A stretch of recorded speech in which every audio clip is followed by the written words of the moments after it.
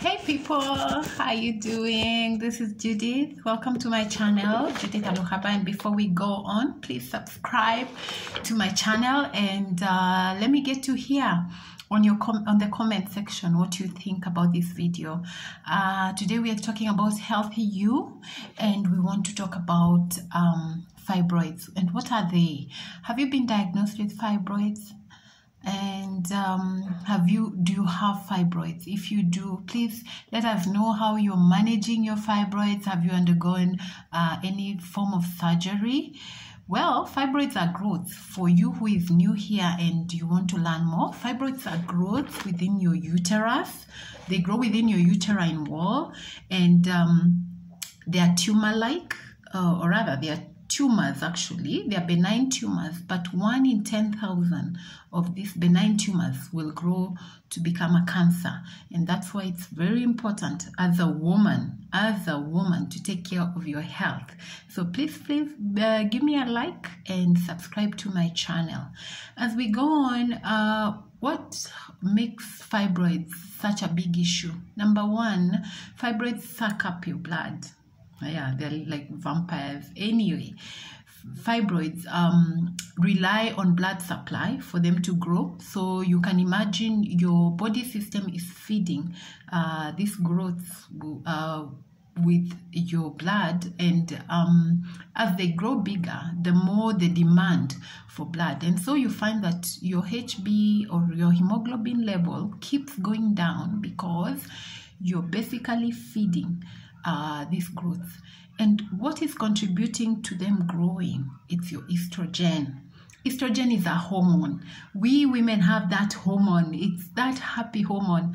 And when the levels are high in our system, then your fibroids are definitely going to grow bigger.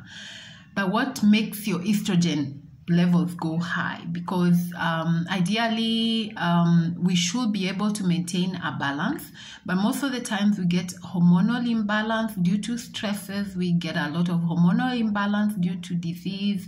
We get hormonal imbalance due to the diets we take, and here is where we can have some control. Most of the meats, processed foods we are taking are laden with a lot of estrogen, and this comes about due to some of the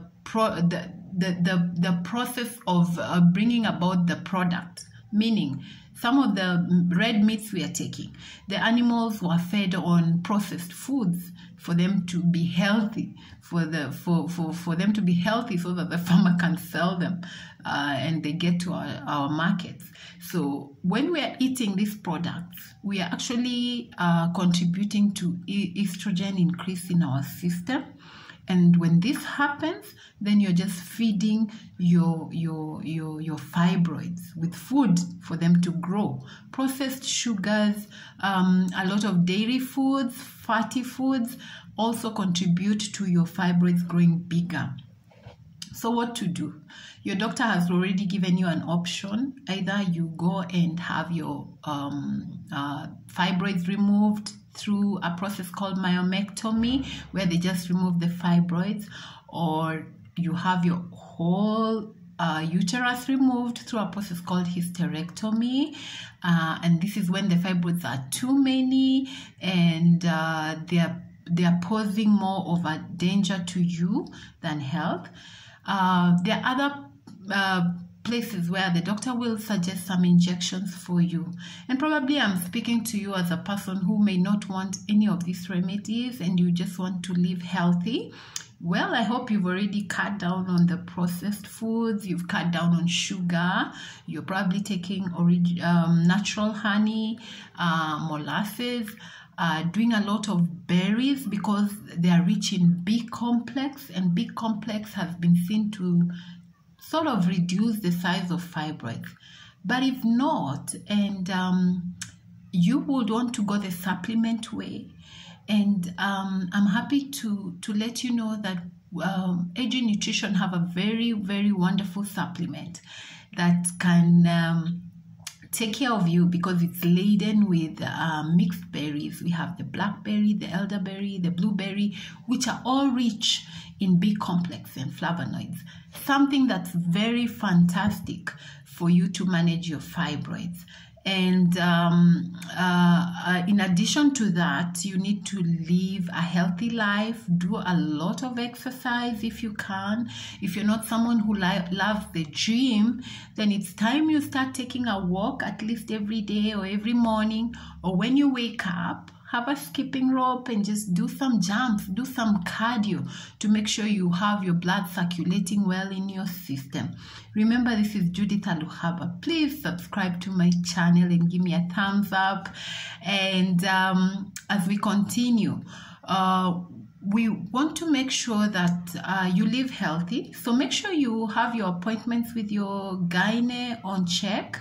Or if you've opted for the natural way of managing your fibroid problem, then it's good to always make sure you check the size of your fibroids, because when they grow, when the fibroids become too big, then they affect your health. Number one, you will have you will have low hemoglobin levels, and this definitely will affect you.